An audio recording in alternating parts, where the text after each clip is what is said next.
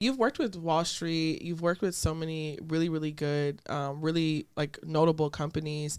And a lot of people watching today are probably in college or early career, and they kind of want to map out their careers to end up on these big stages and working. I mean, getting I don't know if they want to get at Wall Street, but they'd eventually want to be in the limelight.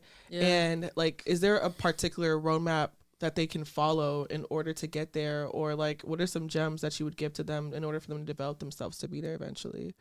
Um, I feel like I've touched a lot on the brand presence and the visibility. I think that's really important. So Okay. whatever platform that you want to focus on and you feel that your skill set, is good for, focus on that and, build up your brand that way.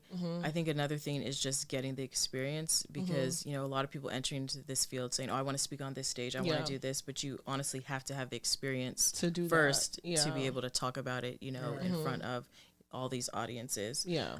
So yeah, gaining the experience and then the opportunities will follow Okay. as you get, better and more specialized. Okay. So experience and branding is going to be key in order to build that leverage to be in the limelight. And then even executive presence, because I've seen like engineers who are brilliant, but they're not able to present to C-suite executives. Right. So you kind of just have to decide like what path in cyber you want to go. Do you want to be like a distinguished engineer? Do you want to be a technical fellow? Or do you want to be in the C-suite?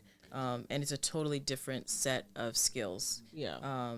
And you can have the technical background, but you really need to, be able to read a room, have that emotional intelligence, be able to translate data into, business language. I have a question, though. This is going to sound a little bit deeper.